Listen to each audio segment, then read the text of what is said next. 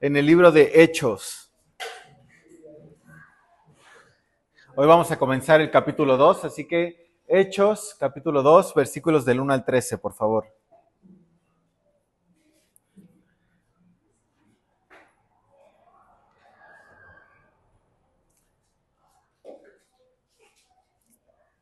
Hechos, capítulo 2, versículos del 1 al 13. Te lo voy a leer y por favor te voy a pedir que me acompañes con tu vista a seguirlo. Dice, cuando llegó el día de Pentecostés, estaban todos unánimes juntos y de repente vino del cielo un estruendo como de un viento recio que soplaba, el cual llenó toda la casa donde estaban sentados y se les aparecieron lenguas repartidas como de fuego, asentándose sobre cada uno de ellos. Y fueron todos llenos del Espíritu Santo y comenzaron a hablar en otras lenguas según el Espíritu les daba que hablasen. Moraban entonces en Jerusalén judíos, varones piadosos de todas las naciones bajo el cielo. Y hecho este estruendo, se juntó la multitud y estaban confusos, porque cada uno les oía hablar en su propia lengua. Y estaban atónitos y maravillados, diciendo, mirad, ¿no son galileos todos estos que hablan?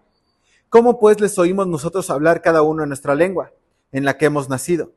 Partos, medos, elamitas y los que habitamos en Mesopotamia, en Judea, en Capadocia, en el Ponto y en Asia, en Frigia, en Panfilia, en Egipto y en las regiones de África, más allá de Cirene, y romanos aquí residentes, tanto judíos como prosélitos, cretenses y árabes, les oímos hablar en nuestras lenguas las maravillas de Dios. Y estaban todos atónitos y perplejos, diciéndose unos a otros, ¿qué quiere decir esto? Mas otros, burlándose, decían, están llenos de mosto. Por favor, acompáñame a orar. Señor, te damos muchas gracias por el privilegio tan enorme que tenemos de poder abrir tu palabra.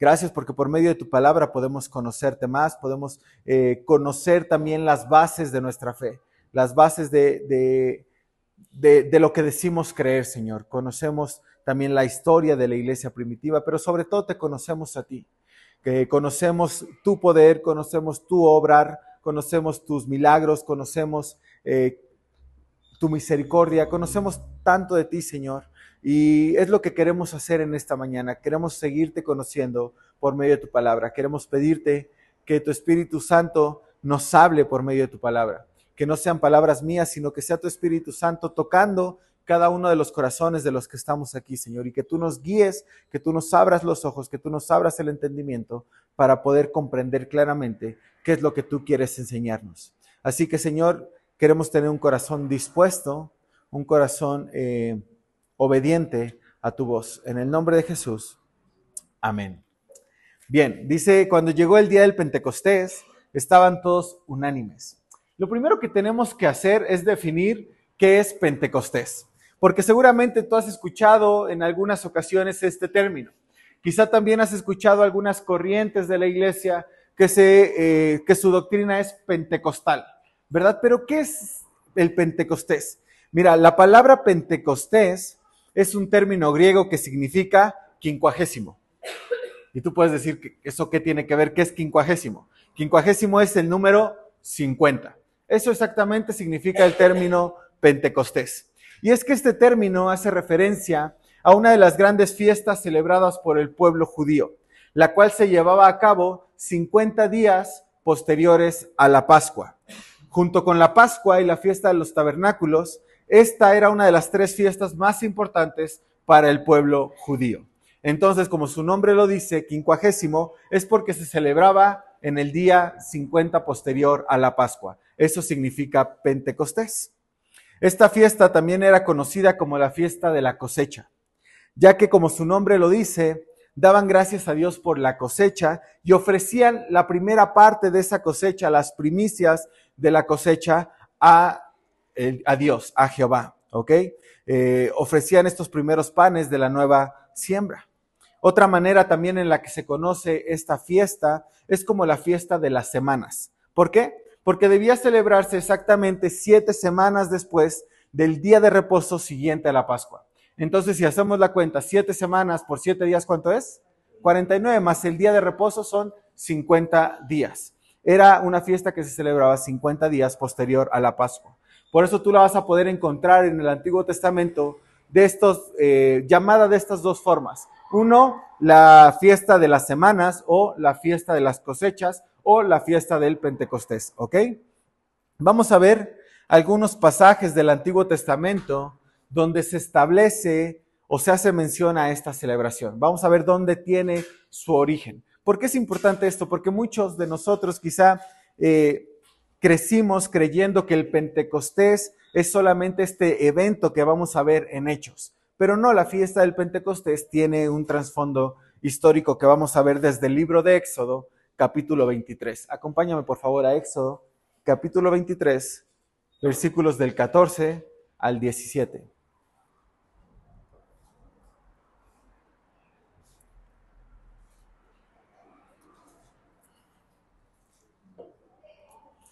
¿Ya estás ahí? Te lo voy a leer. Dice, 3 veces en el año me celebraréis fiesta. Está hablando Jehová.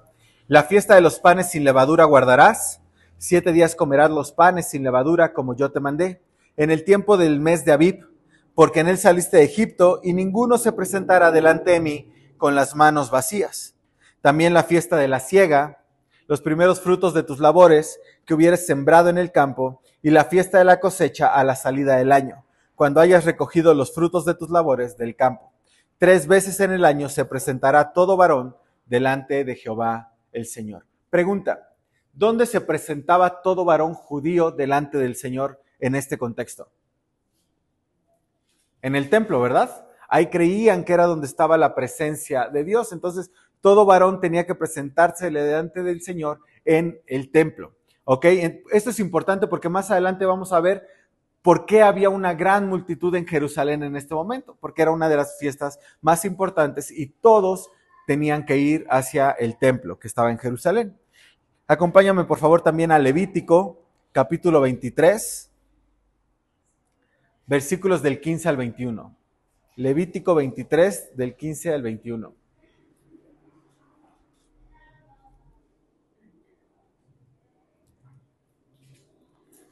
Si ya estás ahí, te lo voy a leer. Dice, y contaréis desde el día que sigue al día de reposo, desde el día en que ofrecisteis la gavilla de la ofrenda mecida, 7 semanas cumplidas serán.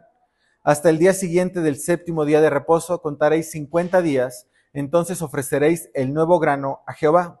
De vuestras habitaciones traeréis 2 panes para ofrenda mecida, que serán de 2 décimas de efa de flor de harina, cocidos con levadura como primicias para Jehová. Y ofreceréis con el pan 7 corderos de 1 año sin defecto, un becerro de la vacada y 2 carneros, serán holocausto a Jehová. Con su ofrenda y sus libaciones, ofrenda encendida de olor grato para Jehová. Ofreceréis además un macho cabrío por expiación y 2 corderos de 1 año en sacrificio de ofrenda de paz. Dice el versículo 20, y el sacerdote los presentará como ofrenda mecida delante de Jehová, con el pan de las primicias y los 2 corderos, serán cosa sagrada a Jehová para el sacerdote. Y convocaréis en este mismo día santa convocación, ningún trabajo de siervos haréis, estatua perpetuo, en donde quiera que habitéis por vuestras generaciones. Entonces ahí vemos nuevamente estableciendo esta celebración. Y la última que podemos ver en el Nuevo Testamento también es Deuteronomio. Acompáñame por favor también en tu Biblia, Deuteronomio, capítulo 16, versículos del 9 al 12. Deuteronomio 16, del 9 al 12.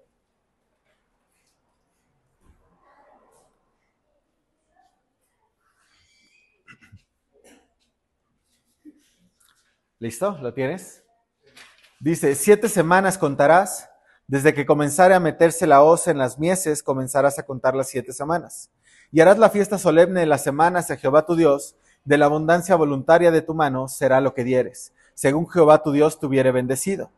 Y te alegrarás delante de Jehová tu Dios, tú, tu hijo, tu hija, tu siervo, tu sierva, el levita que habitare en tus ciudades, y el extranjero, el huérfano y la viuda que estuvieren en medio de ti, en el lugar que Jehová tu Dios hubiera escogido para poner allí su nombre. Y acuérdate de que fuiste siervo en Egipto, por tanto, guardarás y cumplirás estos estatutos. Es importante entender esto. Nuevamente te repito, el día del Pentecostés no surge a raíz de este evento en Hechos, sino que este evento en Hechos, Dios decide que suceda en un día del Pentecostés, que ya estaba establecido desde el Antiguo Testamento como parte de una de las fiestas más importantes del pueblo judío. Pero también vamos a ver esta celebración durante el Nuevo Testamento. Por favor, acompáñame en tu Biblia a Hechos, capítulo 20, versículo 16. Y también alguien más, por favor, que me ayude a buscar Primera de Corintios, capítulo 16, versículo 8. Hechos 20, 16 y Primera de Corintios 16, 8.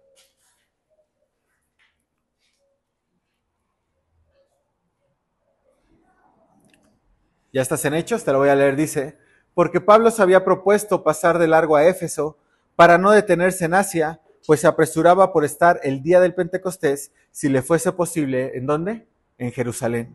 Primera de Corintios 16, 8 dice lo siguiente: pero estaré en Éfeso, ¿hasta cuándo? Hasta el Pentecostés. Entonces vamos a ver que es una fiesta muy popular, es un mandato de Jehová el celebrar y el apartar este día en el templo. Entonces, muchos o la mayoría de los judíos que eran piadosos, que lo vamos a ver más adelante, acudían a Jerusalén para ser partícipes de esta fiesta. Entonces ya sabemos que estos versículos que vamos a ver ahorita más adelante en Hechos se van a desarrollar durante una fiesta muy importante para los judíos. Pero también es muy importante ver que en la segunda parte del versículo Lucas nos va a mencionar la actitud de los apóstoles. ¿Qué dice Hechos 2, capítulo 1? Perdón, Hechos capítulo 2, versículo 1.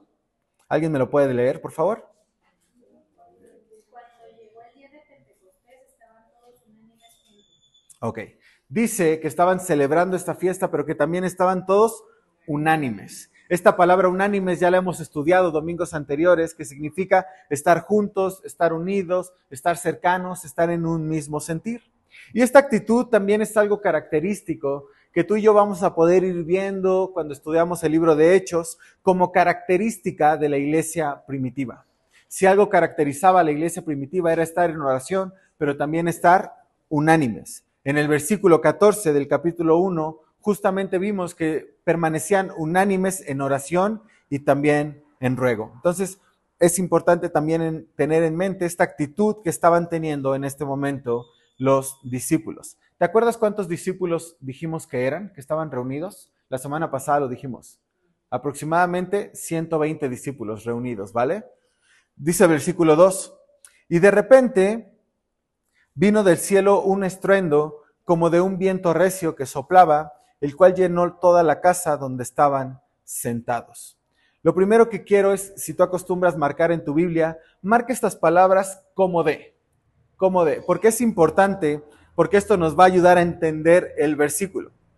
Primero quiero decirte que es muy probable que ellos continuaran en la casa donde se fueron después de la ascensión de Jesús hacia el cielo, donde estaba el aposento alto, y de repente dice que ellos escuchan un estruendo. Vino del cielo un estruendo como de un viento recio. La palabra estruendo es un ruido potente, ¿ok? ¿De dónde venía este estruendo, según este versículo? Venía del cielo, es decir, era algo provocado por Dios, era algo sobrenatural. Este estruendo era como de un viento recio que soplaba. Y te pedí precisamente que pudieras marcar estas palabras como de, porque las palabras como de son un indicador de comparación. Nos van a ayudar a entender que no es que haya habido un viento fuerte, sino que el ruido que se escuchó era como de un viento fuerte. ¿Ok? Es importante hacer esta aclaración. Estas palabras como indicador de comparación se utilizan para intentar ilustrar o intentar describir algo que no se puede explicar. ¿Ok? Te voy a poner un ejemplo muy sencillo. Cuando alguien dice que tiene o que siente mariposas en el estómago, ¿realmente siente mariposas en el estómago? No, como que siente mariposas en el estómago, ¿verdad? Si tú a alguien le dices, si a tu esposa le dices que tiene ojos como de lucero, ¿realmente tiene ojos como de lucero? ¿O sus ojos son luceros, mejor dicho? No, pero intentas con ciertas palabras asemejar algo que quizá no puedes describir, algo que quizá no puedes explicar. Entonces es importante que entendamos que no es que haya sido un viento real, pero es lo más cercano a lo que se puede comparar, como si fuera un estruendo de un viento, de un tornado muy recio. Otro detalle a considerar es que el versículo comienza mencionando que este evento fue de repente, es decir, fue inesperado, fue repentino, fue algo que no se esperaban. Ellos no estaban unánimes porque sabían que iba a acontecer este evento, ellos estaban unánimes porque tenían un mismo sentir. ¿ok? Y de repente, de manera inesperada, llega este estruendo. Este estruendo llena toda la casa, ¿ok? Entonces se escucha en toda la casa. No fue algo que alguien se imaginó, fue algo que todos presenciaron, fue algo evidente y algo que llamó también la atención de todos. Versículo 3. Y se les aparecieron lenguas repartidas como de, nuevamente señalar la palabra como de, fuego, asentándose sobre cada uno de ellos.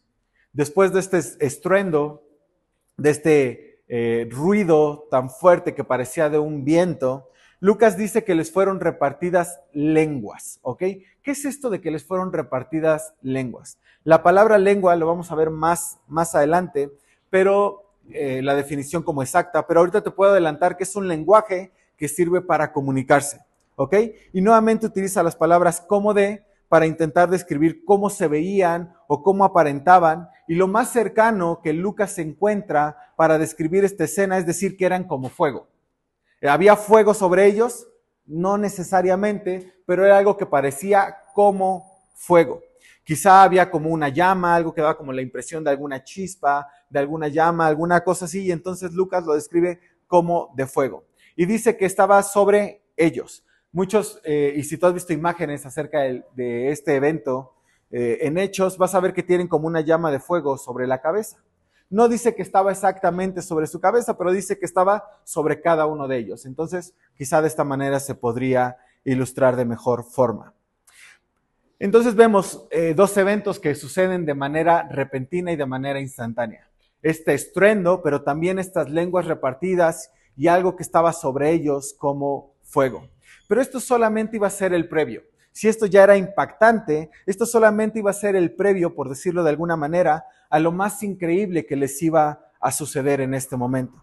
Se iba a cumplir la promesa que Jesús les había dado hace 50 días. Se iba a cumplir la promesa de que recibirían al Espíritu Santo. Entonces vemos dos señales, también algunos símbolos que normalmente se relacionan con la presencia de Dios. Si tú buscas la palabra viento en el Antiguo Testamento, vas a poder ver que normalmente se emplea en la Biblia como símbolo también del Espíritu Santo, ¿ok? Cuando tú vas a algunos pasajes del Antiguo Testamento, vas a ver que el viento soplaba sobre algunos huesos que estaban secos y entonces les daba vida, hablando acerca del Espíritu Santo. Pero también el fuego lo podemos ver relacionado con la presencia de Dios. ¿Te acuerdas Moisés y la zarza ardiente? La zarza ardiente era señal de la presencia de Dios. También podemos ver el fuego como señal de purificación. Y también podemos ver el fuego como señal del Espíritu Santo. Entonces estas solamente eran señales o símbolos de lo que estaba a punto de acontecer, que iba a ser la llegada del Espíritu Santo. Versículo 4. Y fueron todos llenos del Espíritu Santo y comenzaron a hablar en otras lenguas según el Espíritu les daba que hablasen. Y aquí vamos a ver cumplida esta promesa de Hechos 1:8. ¿Qué dice Hechos 1:8? Pero recibiréis poder cuando haya venido sobre vosotros el Espíritu Santo y me seréis testigos en Jerusalén, en Judea, en Samaria y ¿qué? Y hasta lo último de la tierra. Esto era algo que el Señor había prometido. Habían pasado 40 días en los que el Señor estuvo con ellos compartiendo, hablando del reino de Dios, y 10 días posteriores a esto se ve cumplida esta promesa del Espíritu Santo. Es interesante porque no es que el Espíritu Santo no existiera antes. El Espíritu Santo, como lo hemos explicado, ha existido desde la eternidad y hasta la eternidad. Él siempre ha estado, pero ahora el Espíritu Santo no solamente estaría junto a los creyentes, no solo guiaría a algunas personas a tomar decisiones, sino que ahora el Espíritu Santo estaría en todos los creyentes, ¿ok? Todos fueron llenos del Espíritu Santo. Las 120 personas que estaban ahí fueron llenos del Espíritu Santo. Y hemos hablado en diferentes ocasiones que ser lleno del Espíritu Santo no significa actuar sin control, actuar como de manera irracional. Por el contrario, significa ser controlados por Él completamente. Cuando tú dices que quieres ser lleno del Espíritu Santo, es que quieres que todas tus decisiones, que todo lo que tú haces sea controlado por el Espíritu Santo. Y eso se ve de una manera ordenada. El comenzar a hablar en lenguas no es una evidencia de que estaban sin control, sino al contrario, es una evidencia de ese control que ejercía el Espíritu Santo sobre las personas. Y lo vamos a ver más adelante también. Nuevamente vemos el versículo 4 que dice, comenzaron a hablar en otras lenguas, ¿ok?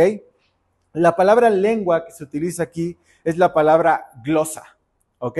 No tiene que ver con ruidos que no se pueden entender, sino con idiomas concretos y conocidos. Más adelante en los siguientes versículos vamos a ver cómo es que se confirma esto que te estoy diciendo.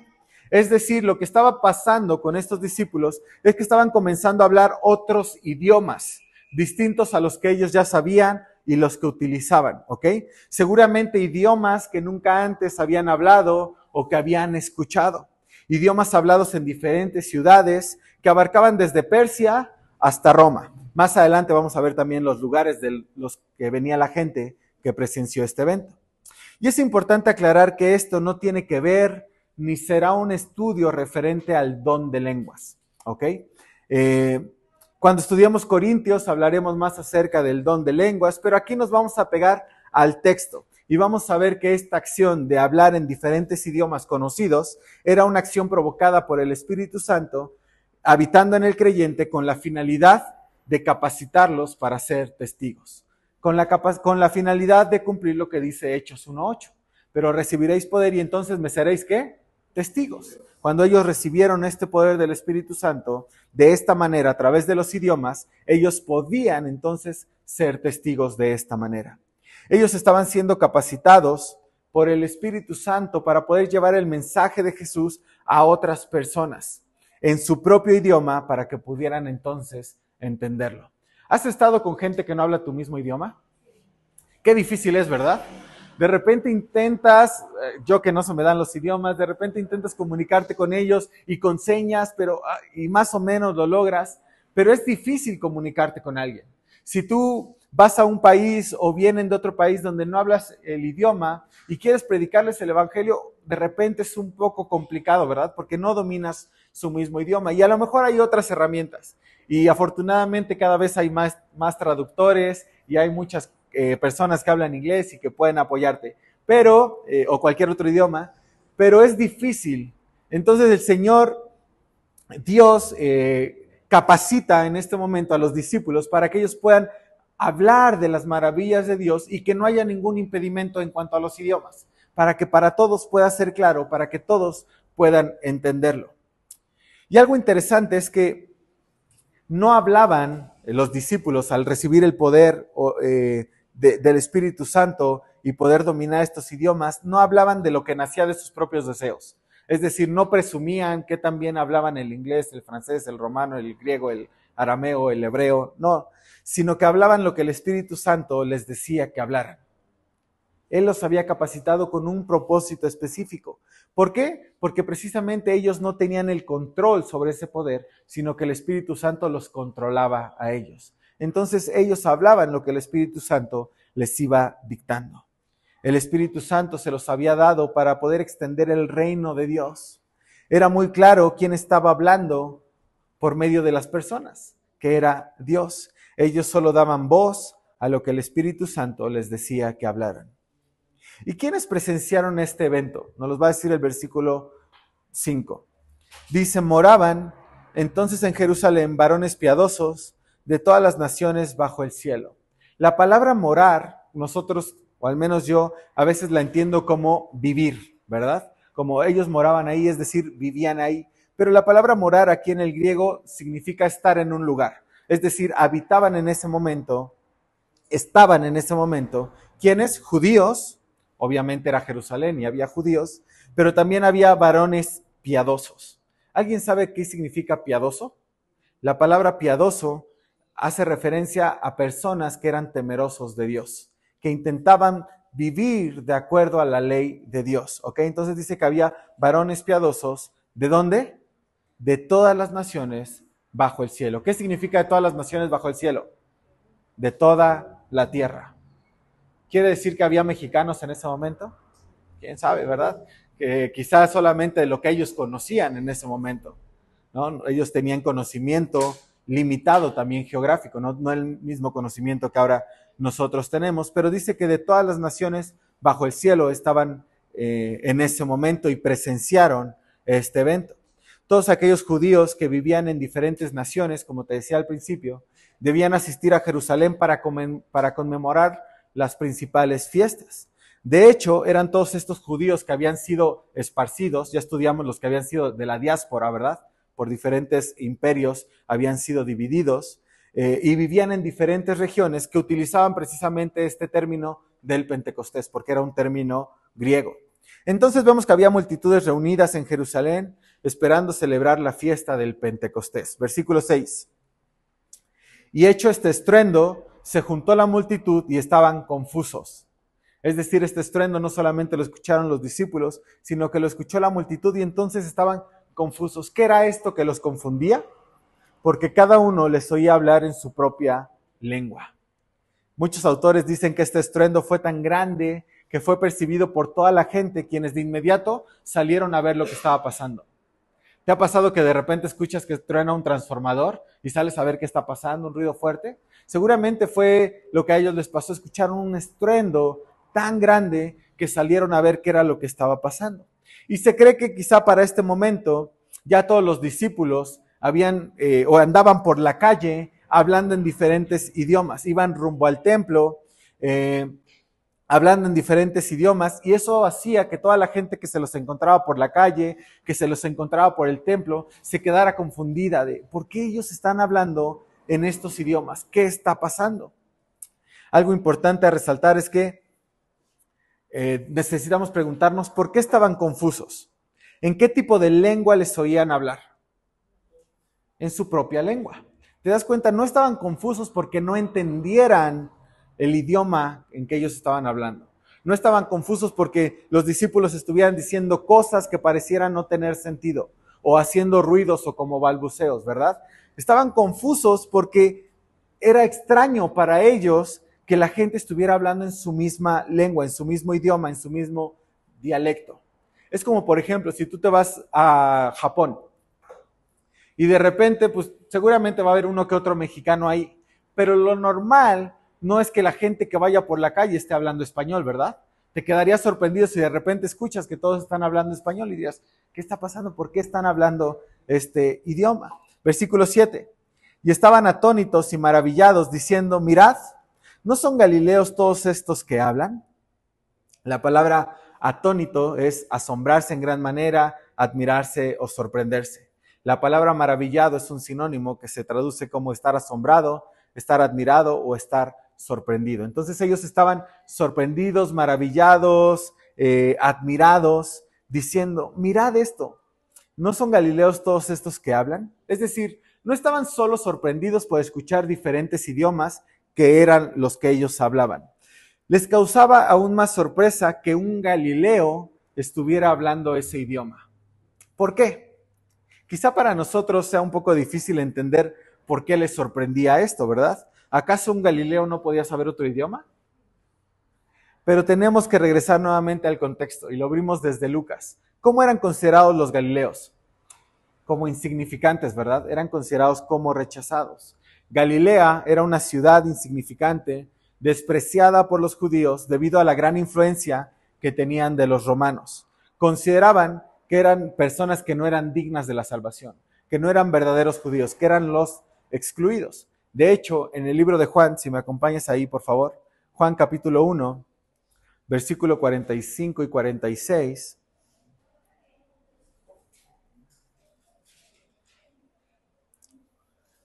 vamos a leer lo siguiente. Felipe halló a Natanael y le dijo, hemos hallado a aquel de quien escribió Moisés en la ley, así como los profetas, a Jesús, el hijo de José, de Nazaret. Nazaret era una pequeña comunidad dentro de Galilea, ¿ok? Y Natanael le dijo, ¿de Nazaret puede salir algo bueno? Porque ellos creían que nada bueno podía salir de Galilea, que nada bueno podía salir de Nazaret. Eran las personas que eran consideradas como excluidas, como denigradas, como no merecedoras de salvación a la vista de los judíos. De hecho, Galilea era una ciudad llena de forasteros, era una ciudad llena de huérfanos, de viudas, de pobres, de enfermos, de desesperanzados. Cualquier persona que era rechazada en Jerusalén se iba para Galilea. Entonces es por eso que les sorprende. Cuando ellos dicen, no son galileos estos que hablan, lo hacen con cierta incredulidad, pero también lo hacen de una manera despectiva, ya que no creían que los galileos fueran capaces de dominar otros idiomas. ¿De verdad un galileo podía estar hablando nuestras lenguas? ¿Cómo sabía la gente que eran galileos, estos discípulos, si la gente que venía a Jerusalén eran de otras ciudades?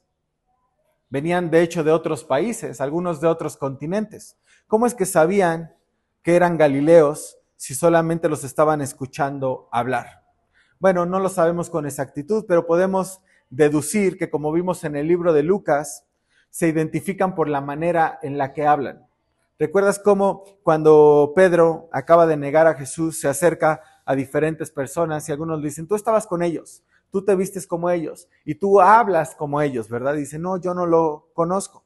Entonces muchos de los galileos tenían un acento diferente. ¿Cómo identificas a una persona aquí en México que es del norte? Por el acento, ¿verdad? ¿Cómo identificas a una persona que es de Veracruz?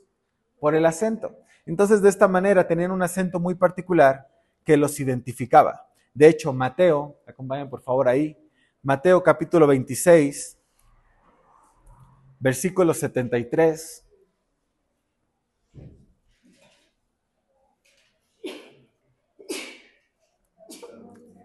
Salud. Narra precisamente lo que te acabo de decir. Dice el versículo 73. Un poco después, acercándose los que por allí estaban, dijeron a Pedro, verdaderamente también tú eres de ellos, porque aún tu manera de hablar te descubre.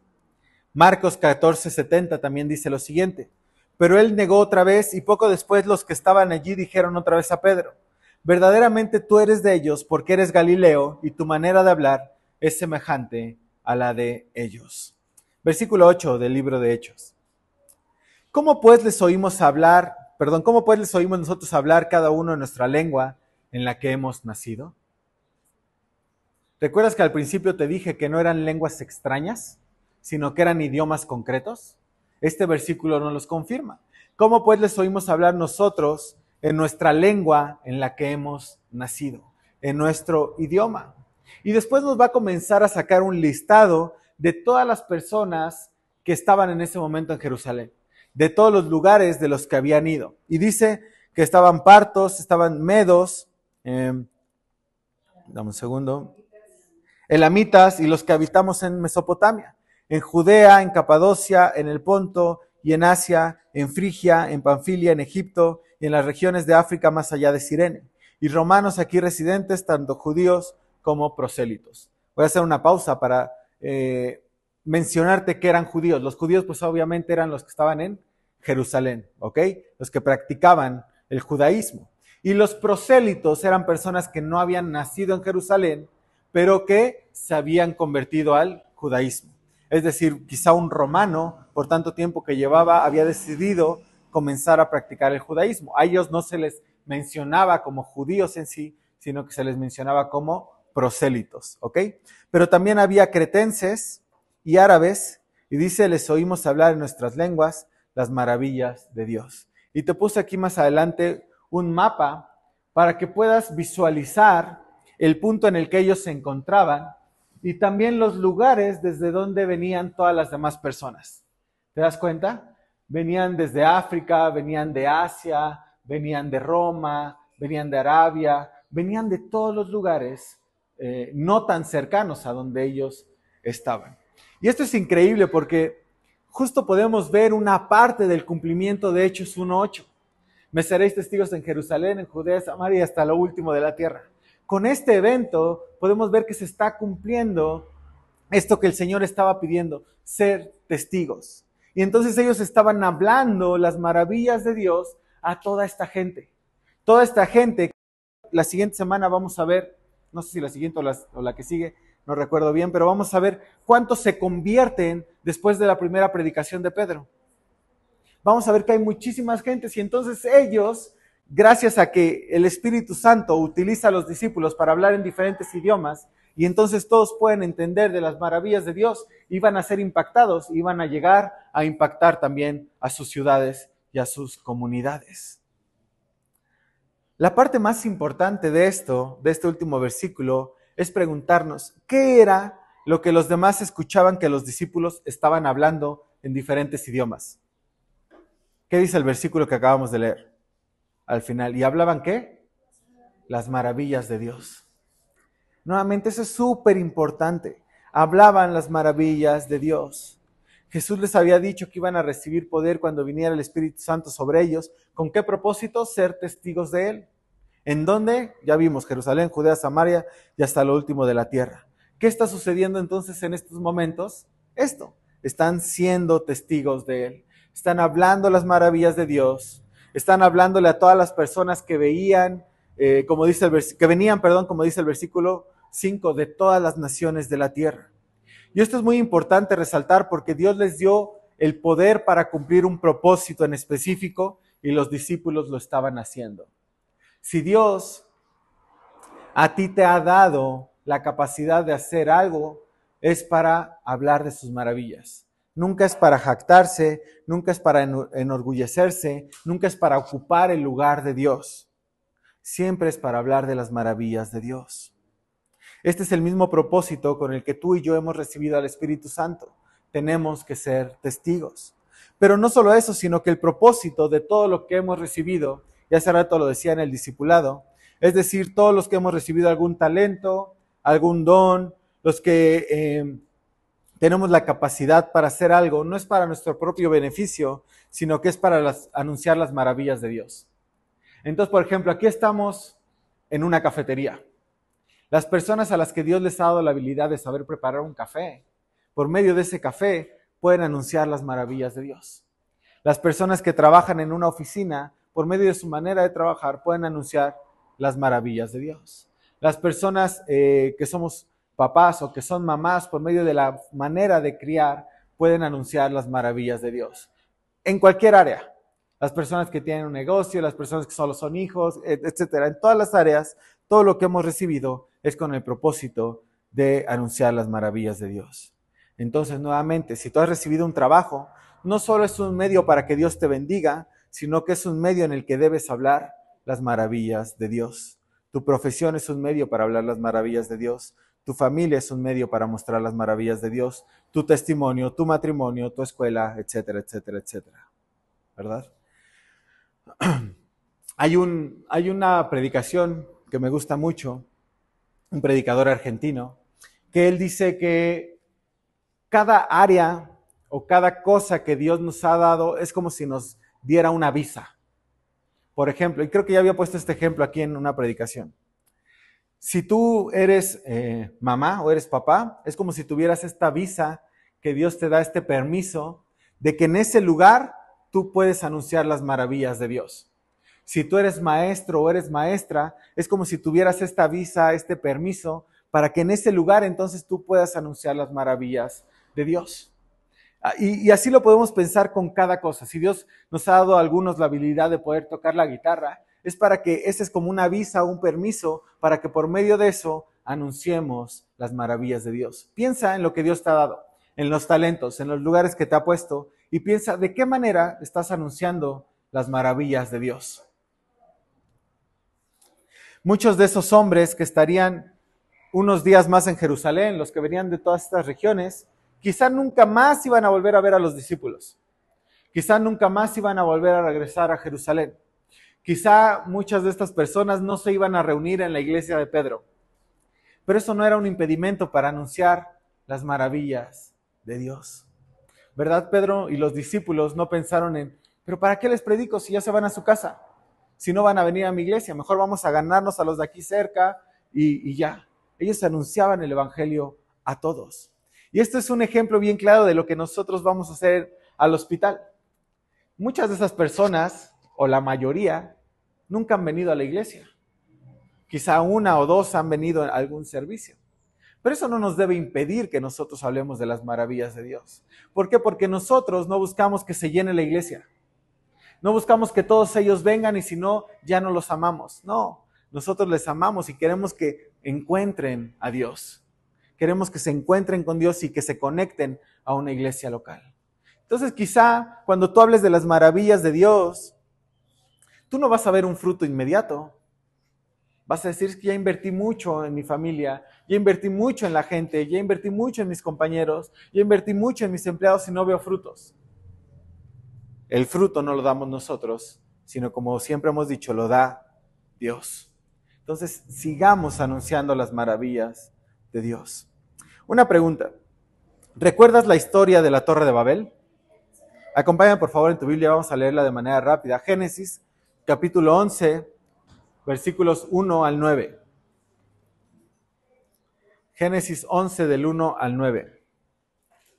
Te lo voy a leer en otra versión, así que quizá vas a encontrar algunas palabras diferentes, ¿ok?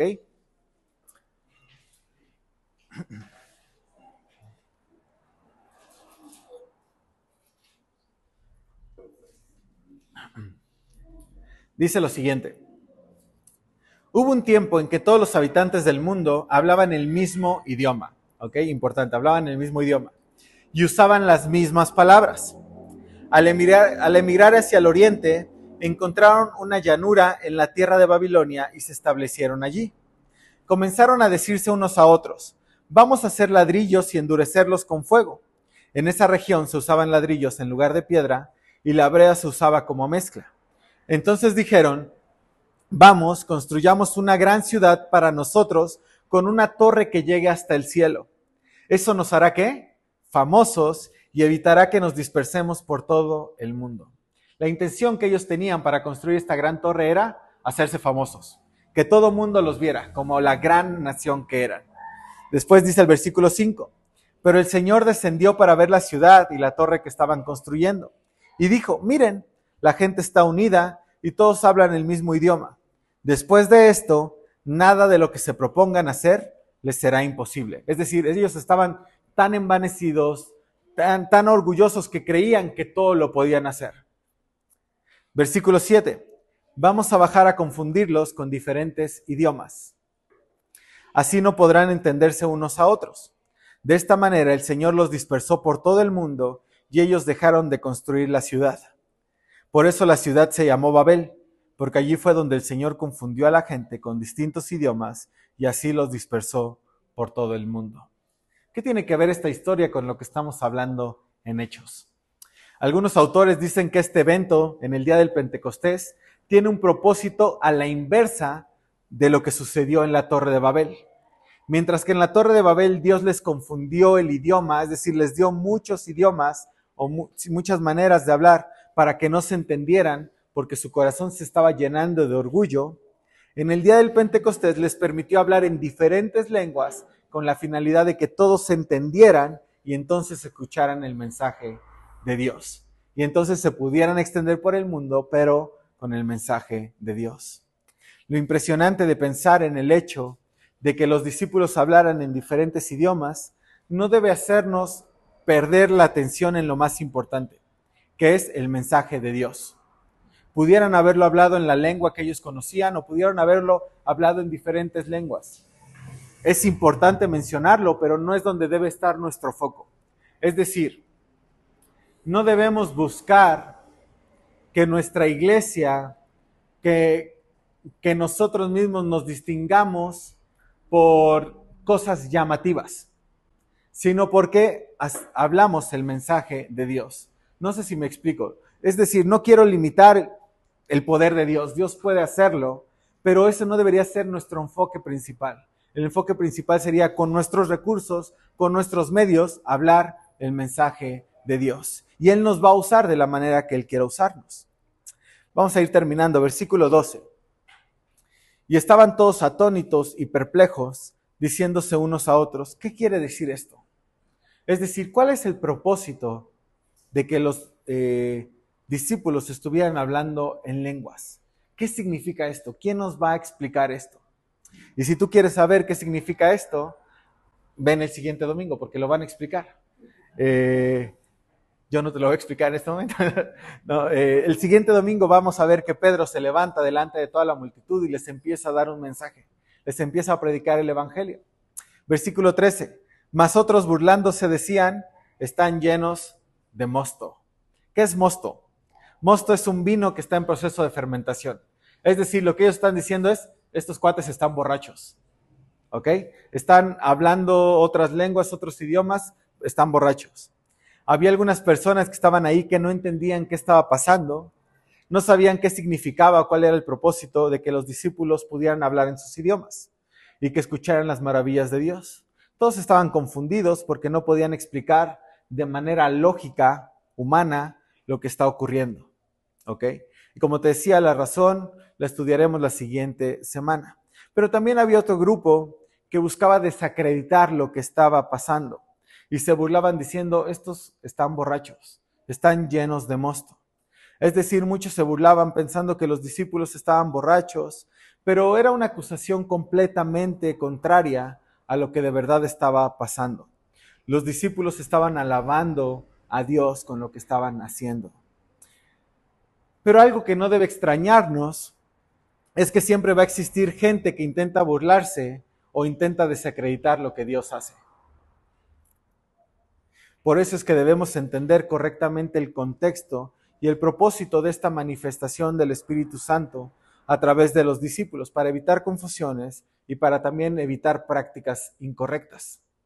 El mismo Pablo en Corintios más adelante va a decir, hablando en específico del don de lenguas, que de preferencia no se hable en la iglesia, si alguno lo tiene. ¿Por qué? Porque va a llegar gente que va a escuchar que todos estén balbuceando, diciendo cosas sin sentido y van a decir, estos están locos, que era mucho de lo que estaba pasando aquí. Decían, están borrachos, pero era una acusación incorrecta, porque estaban hablando en lenguas y en idiomas conocidos.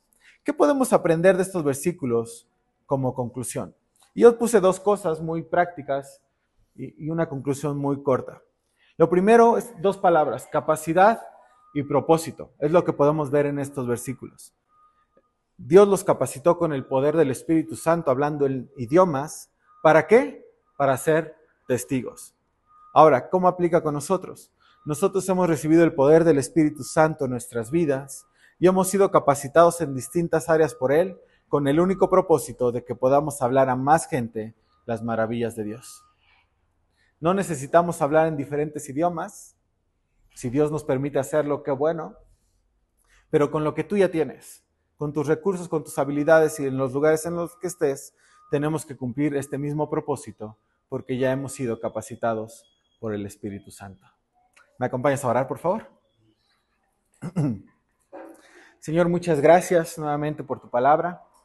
Gracias por enseñarnos, gracias por permitirnos conocer las obras que tú hiciste, las obras que tú haces, pero en específico lo que tú estabas haciendo en este momento con la iglesia primitiva.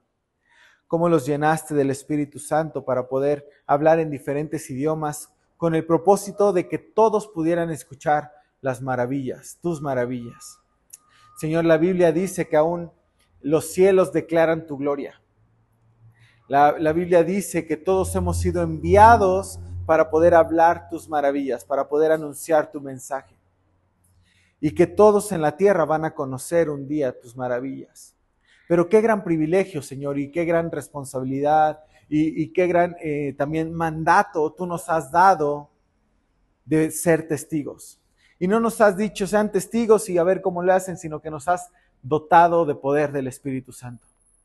Ese poder que obra en nosotros, ese poder que nos anima, que nos redarguye, que nos convence de pecado, que nos exhorta, que nos da de nuevo. Es el mismo poder que estaba en la iglesia primitiva. No ha cesado ese poder, no ha disminuido. Y con ese mismo poder ahora nosotros podemos ser testigos a todos los demás y hablar acerca de tus maravillas. Señor, gracias porque a todos nos has capacitado de diferentes maneras. A todos nos has dado diferentes habilidades, talentos, dones. Nos has puesto en diferentes lugares, todos necesarios para poder alcanzar a más gente. Ayúdanos a cumplir con la misión que tú nos has dado. Y ayúdanos a hablar y que nuestra vida hable por nosotros acerca de tus maravillas. Te lo pedimos, Señor, en el nombre de Jesús. Amén. Bien, te voy a pedir si te puedes poner de pie.